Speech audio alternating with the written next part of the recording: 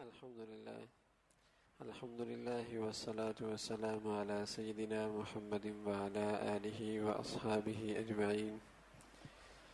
الحمد لله والصلاة والسلام على سيدنا محمد وعلى آله وأصحابه أجمعين. أما بعد فأعوذ بالله من الشيطان الرجيم. بسم الله الرحمن الرحيم.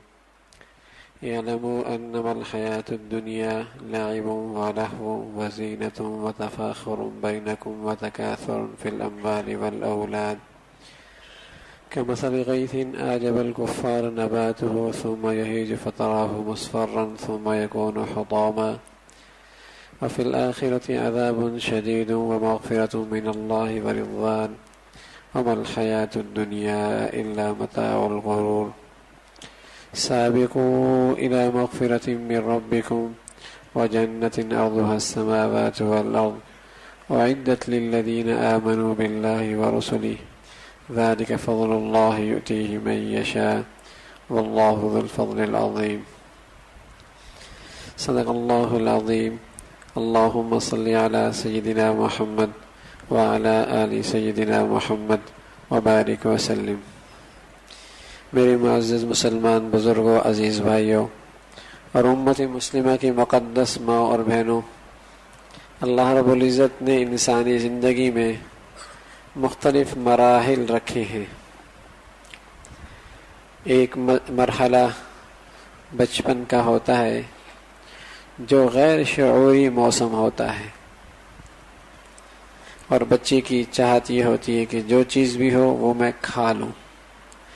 ہر چیز کو اٹھا کر منہ میں ڈالنے کی کوشش کرتا ہے، چاہے وہ چیز اس کے لیے مضر ہو، چاہے مفید ہو، اچھی ہو، بری ہو، وہ ہر چیز کو اٹھا کر منہ کی طرف لے کے جاتا ہے. وہ دور اس کا غیر شعوری دور ہوتا ہے. اس لیے اللہ رب العزت نے اس مرحلے کا ذکر نہیں فرمایا اور فرمایا انما الحیات الدنیا لعب ولہو. اس کے بڑھ کر آگے ایک مرحلہ آتا ہے جو شعوری مرحلہ ہوتا ہے. بچہ باشعور بنتا ہے، اس کی سمجھ بوجھ بڑھ جاتی ہے. اب اس کی زندگی کی سب سے بڑی خواہش کھیل کود، کھیل کے سامان، کھیل کی چیزیں، وہی اس کی متاع زندگی ہوتی ہے. اس سے لے لیا جائے تو روتا ہے، ٹوٹ جائے تو روتا ہے، اس سے گم ہو جائے تو وہ بے چین ہو جاتا ہے. تو اللہ کہہ رہا لعب ولہو. زندگی کے اس مرحلے میں اس کی سب سے بڑی خواہش اور مقصد کھیل ہے. وزینہ. اب بچہ اس عمر سے آگے بڑھ کر جوانی کو پہنچتا ہے تو اب اس کی چاہت کیا ہے؟ وزینہ، زیب و زینت اختیار کرنا. اچھا لباس ہو، اچھی گاڑی ہو، اچھی سواری ہو، اچھا کھانا ہو، اچھی گھڑی ہو. یہ اس کی سوچ ہوتی ہے. اب اسے کھلونے دو تو ڈانٹ دیتا ہے، میں بچہ تھوڑی ہی ہوں. اب اس کے لیے کھلونے کی چیز لائیں تو کہتا ہے میں کوئی بچہ ہوں، اب میرے لیے یہ چیزیں لے کے آ رہے ہیں. اس لیے کہ اس مرحلے کے اندر اس کی ترجیحات بدل گئی، اس کی خواہشات بدل گئی. اب کیا ہے؟ وزینہ. یہ زینت چاہتا ہے.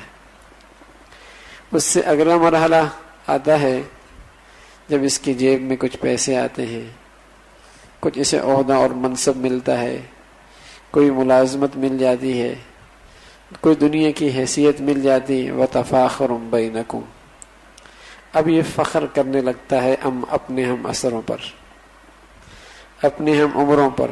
اب یہ فخر کا جذبہ اس کے اندر ہوتا ہے کہ میں بڑا لگوں، میری شان بڑھ جائے، میری واہ واہ ہو، لوگ میری ہی تعریف کریں. وتفاخر بینکم. اس کے بعد ایک مرحلہ آتا ہے وتکاثر فی الاموال والاولاد. بچپنا بھی گیا، جوانی بھی گئی، اور زینت کا دور بھی گیا، فخر کا دور بھی چلا گیا. اب یہ دولا وتکاثر فی الاموال والاولاد. اب یہ چاہتا ہے کہ مال بڑھ جائے، یہ اپنی اولاد کی بنیاد پہ کثرت چاہتا ہے، مال کی بنیاد پہ کثرت، اب اس کی ہرس بڑھ جاتی ہے۔ اس لیے رسول کریم صلی اللہ علیہ وسلم نے فرمایا یہ بوڑھا زندگی کے دن گزارتا چلا جاتا ہے لیکن اس کا ہرس میں اضافہ ہوتا چلا جاتا ہے، مال کی محبت اس کے اندر بڑھتی چلی جاتی ہے۔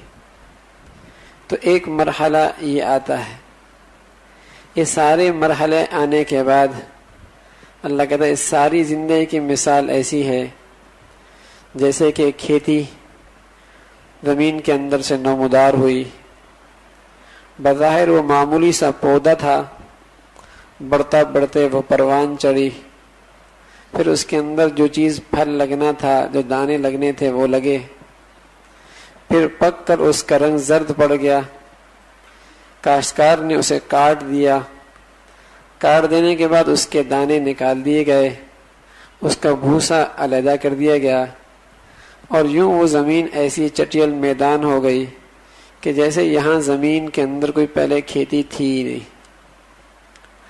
فرمایا اسی طرح یہ انسان کی زندگی ہے، یہ آیا ہے اور پھر اس نے اس دنیا سے جانا ہے، ایک دن آئے گا لوگوں کے دماغوں سے بھی یہ فراموش ہو جائے گا، لوگوں کی نظروں سے تو فراموش ہو ہی جائے گا، ایک دن آئے گا لوگوں کے دماغوں سے بھی فراموش ہو جائے گا، لوگ سالہ سال اس کے تذکرے نہیں کریں گے، بھول جائیں گے۔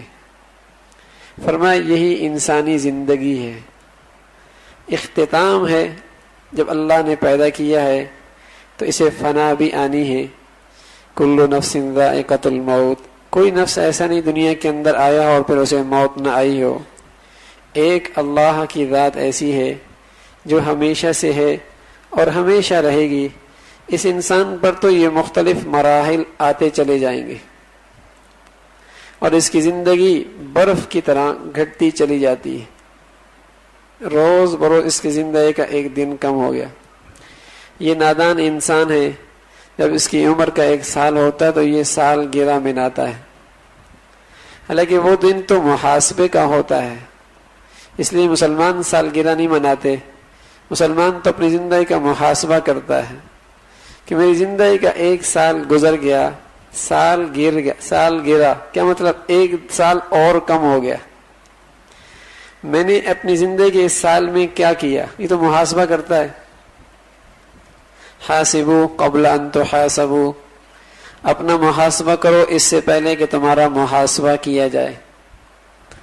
چند نوجوان حضور علیہ الصلوۃ والسلام کی خدمت میں آئے اور کہا یا رسول اللہ من ایکس الناس واحزم الناس، اے اللہ کے رسول کون ہیں وہ لوگ جو دور اندیش ہیں، مستقبل کی منصوبہ بندی کرتے ہیں، جنہیں ہم ہوشیار سمجھیں، دانا سمجھیں، حکیم سمجھیں، عقل مند سمجھیں، اے اللہ کے رسول وہ کون لوگ ہیں؟ تو حضور علیہ الصلوۃ والسلام نے فرمایا اکثرهم ذکرا للموت اکثرهم استعدادا للموت ذهبوا بشرف الدنیا وکرامت الآخرہ، وہ لوگ بڑے دور اندیش ہیں جو موت کو کثرت سے یاد کرتے ہیں، موت کی تیاری میں لگے رہتے ہیں۔ اللہ کا رسول صلی اللہ علیہ وسلم کی زبان کے الفاظ ہیں ذهبوا بشرف الدنیا وکرامت الآخرہ، یہی وہ خوش نصیب ہیں کہ دنیا کی عزت اور سعادت بھی انہی کے سروں پر اور عزت کا تاج کل قیامت میں بھی انہی کے سروں پہ رکھا جائے گا۔ ذهبوا بشرف الدنیا وکرامت الآخرہ۔ تو یہ زندگی ہے مثل برف کے ہے یا مثل سایہ کے ہے، ڈھل رہی ہے زندگی کے اندر، جیسے پلکوں پہ آنے والا آنسو ابھی پلکوں میں آیا اور کسی لمحے مٹی کے اندر مل کر ختم ہو سکتا ہے، اسی طرح انسانی زندگی ہے، ابھی تو یہ زمین کے اوپر چل رہا ہے اور نہ جانے کس گھڑی یہ زمین کے نیچے چلا جائے گا، کب اس کی زندگی کے یہ سانس ختم ہوتے ہیں۔ میں اور آپ سبھی زندگی کے لانچ میں بیٹھے ہیں، نہ جانے کب اعلان ہو جائے کہ میاں آپ کی فلائٹ بھی تیار ہے اور ایک نئی بستی کی طرف منتقل ہونا ہے۔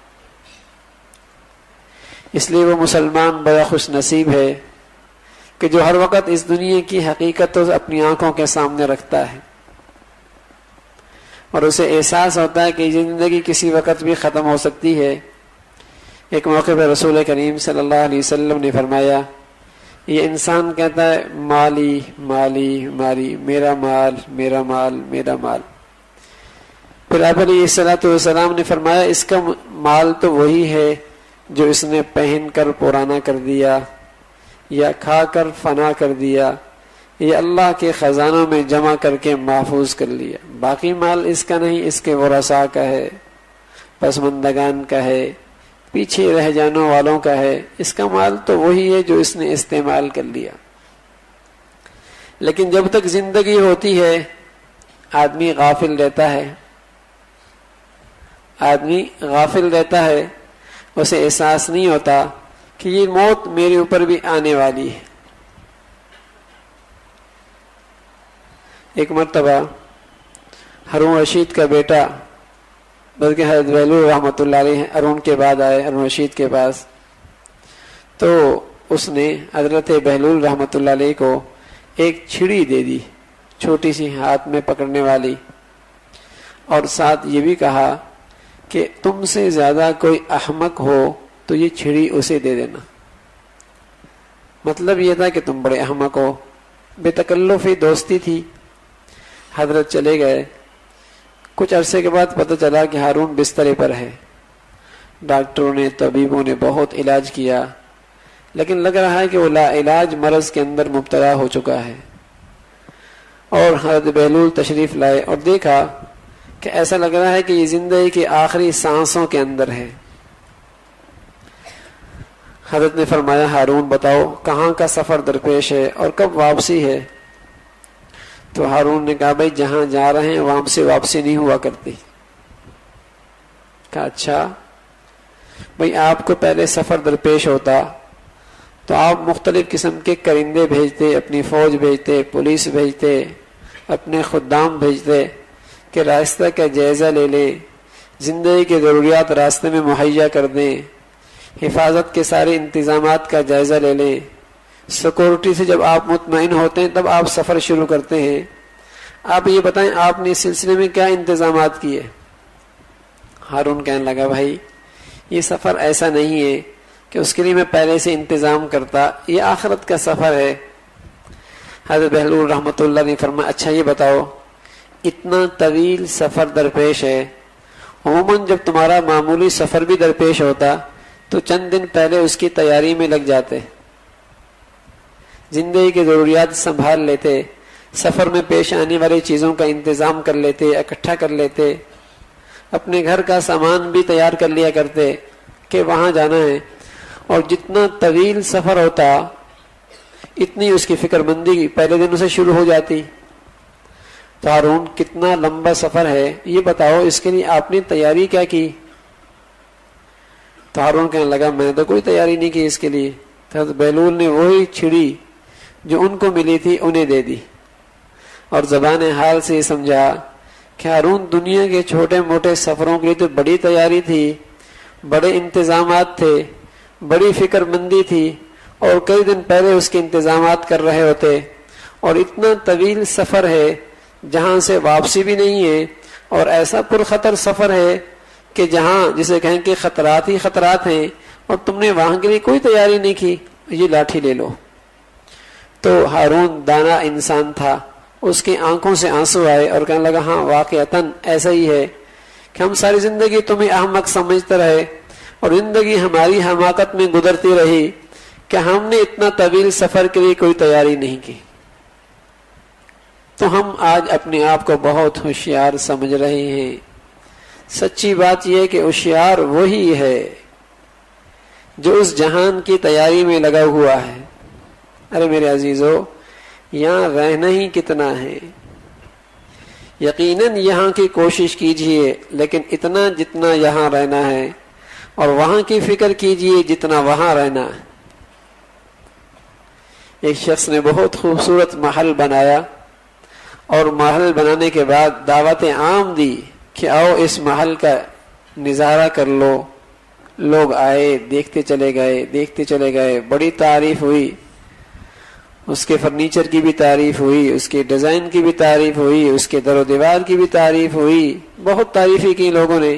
ایک بوڑھا جس کے سر کے بال بھی سفید ہو چکے تھے وہ آیا، محل دیکھنے کے بعد مالک مکان سے کہنے لگا ہے تو بہت اچھا، لیکن اس کے اندر 2 عیب ہیں۔ اس نے سمجھا یہ بوڑھا ہو چلا ہے، اب اس کے دماغ میں یہی بات آنی ہے کہ اس کے اندر بھی عیب نظر آئے۔ ساری دنیا تعریف کر رہی ہے اور اسے عیب نظر آ رہے۔ اس نے کہا اچھا بتا دو کون سے عیب ہیں۔ اس نے کہا ایک عیب تو یہ ہے کہ یہ مکان ہمیشہ نہیں رہے گا، اور دوسرا یہ کہ اس کا مکین ہمیشہ نہیں رہے گا۔ نہ یہ مکان ہمیشہ رہے گا نہ یہ مکین ہمیشہ رہے گا۔ تو جن چیزوں پر ہم فخر کر رہے اور جن کے بارے میں ہمیں غلط فہمیاں ہو چلی ہیں، جن کے پیچھے ہم زندگیاں کھپا رہے ہیں، اپنوں کو بھی ناراض کر رہے، خدا کو بھی ناراض کر رہے، جن کے خاطر ہماری دنیا رات دن لگ رہی، ارے میرے عزیزوں کچھ بھی نہیں رہنا ساتھ، یہ سب یہی رہ جانا ہے۔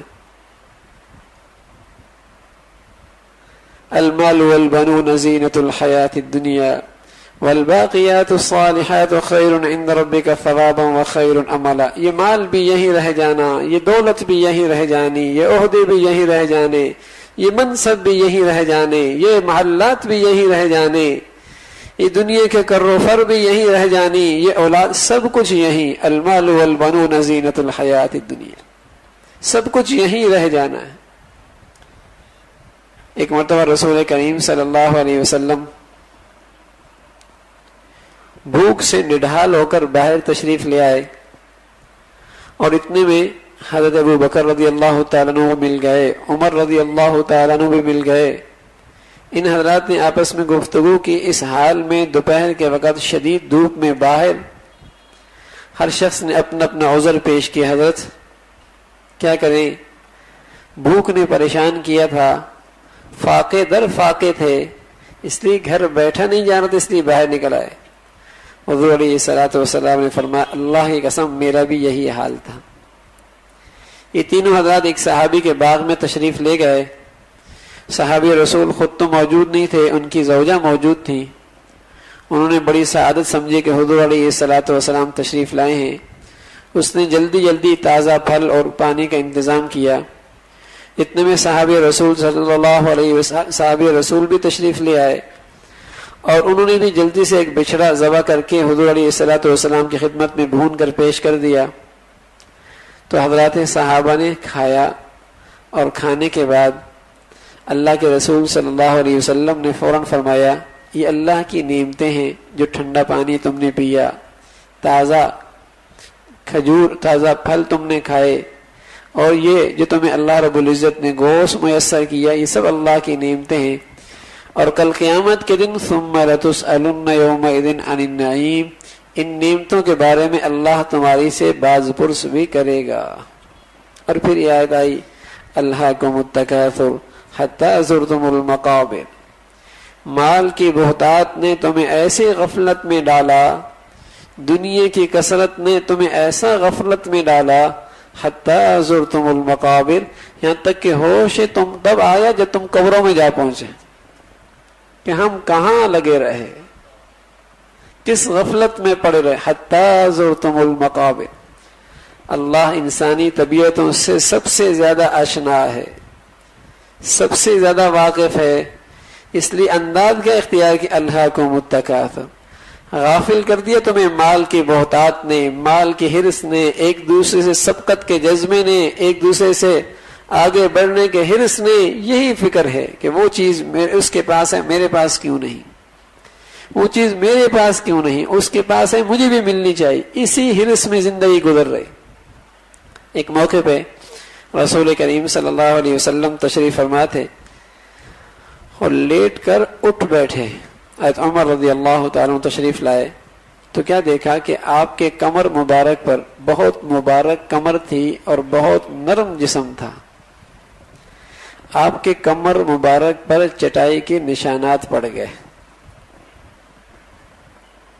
تو حضور علیہ الصلوۃ والسلام سے عمر رضی اللہ تعالیٰ نے کہا اے اللہ کے رسول، اللہ کے رسول، یہ کیسے و کسرا والے، یہ اللہ کے نافرمان، اللہ کے باغی، اللہ کے دشمن، یہ دنیا کے اندر عیش و عشرت کر رہے، اور آپ اللہ کے محبوب ہیں، اور آپ کی حالت یہ ہے کہ آپ بیٹھ بھی رہے، لیٹ رہے تو آپ کے جسم پر چٹائی کے نشانات پڑ رہے۔ تو حضور علیہ الصلوۃ والسلام نے فرمایا لہم الدنیا لہم، دنیا ان کے لیے ہے، ولنا للآخرہ، اور ہمارے لیے اللہ نے آخرت میں سب کچھ بنا رکھا ہے۔ تو حضور نے اپنے صحابہ کی زندگی، جذبات آخرت کی طرف متوجہ کیے، اور کبھی آپ علیہ الصلوۃ والسلام فرمایا کرتے اللہم لا عیش الا عیش الآخرہ، اے اللہ زندگی تو آخرت کی زندگی ہے۔ یہ کیا زندگی ہے؟ کیا جوانی ہے جس کے بعد بڑھاپا ہے؟ کیا وہ صحت ہے جس کے بعد بیماری ہے؟